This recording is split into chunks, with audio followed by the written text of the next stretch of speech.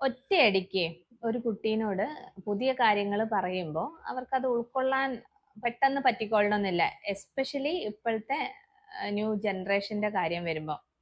അപ്പോൾ ചില പാരൻസ് ഒക്കെ വന്ന് പറയാറുണ്ട്, കുട്ടികൾ പറഞ്ഞതൊന്നും അനുസരിക്കുന്നില്ല, അല്ലെങ്കിൽ ചെറിയ കാര്യങ്ങൾ ചെയ്യാൻ പറഞ്ഞാൽ പോലും അവർക്ക് ഒരു ബുദ്ധിമുട്ടാണ്.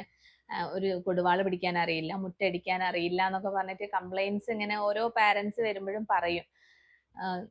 നമ്മളൊന്ന് ചോദിച്ചു നോക്കുകയാണെങ്കിൽ ഒരു 5ാം ക്ലാസ് 6ാം ക്ലാസ് വരെയുള്ള ഈ കുട്ടികളുടെ കാലഘട്ടത്തിൽ പലപ്പോഴായിട്ട് അവർ നമ്മളെ ഹെൽപ്പ് ചെയ്യാനൊക്കെ വന്നിട്ടുണ്ടാവും. അപ്പം പല സമയത്തും നമ്മളത് ഡിനേ ചെയ്യുന്നുണ്ട്. അതുപോലെ തന്നെ ഒരു 7, 8ാം ക്ലാസ് ഒക്കെ എത്തിക്കഴിഞ്ഞാൽ Monday to Friday school, Saturday and Sunday നമ്മൾ അവരെ ഒന്നെങ്കിൽ ട്യൂഷൻ ആയിട്ടോ അല്ലെങ്കിൽ വേറെ ഡാൻസ് ക്ലാസ്, ഡ്രോയിങ് ക്ലാസ്, അങ്ങനെ പല എക്സ്ട്രാ ആക്ടിവിറ്റീസും ആയിട്ട് നമ്മൾ അവരെ അങ്ങോട്ട് പാക്ക് ചെയ്യും. അങ്ങനെ ചെയ്യുന്ന സമയത്ത് ഇവർക്ക് ഈ പറഞ്ഞ സോ കോൾഡ് നമ്മുടെ ഹൗസ് ഹോൾഡ് വർക്ക്സോ അല്ലെങ്കിൽ അമ്മേനെ ഹെൽപ്പ് ചെയ്യുന്നതോ അച്ഛനെ ഹെൽപ്പ് ചെയ്യുന്നതോ ആയിട്ടുള്ള കാര്യങ്ങൾ ചെയ്യാൻ അവർക്ക് അവസരവും ഇല്ല.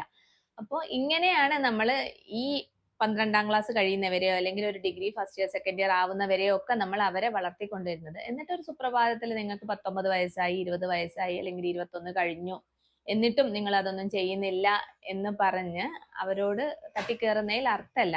അപ്പൊ നമ്മൾ ആലോചിക്കേണ്ടത് ആക്ച്വലി അവരെയാണോ പറഞ്ഞ് മനസ്സിലാക്കേണ്ടത്, അതോ നമ്മളാവുന്ന ഈ പാരന്റ്സിനെയാണോ പറഞ്ഞ് മനസ്സിലാക്കേണ്ടത് എന്നുള്ളത് നമ്മളൊന്ന് ചിന്തിക്കേണ്ട വിഷയമാണ്.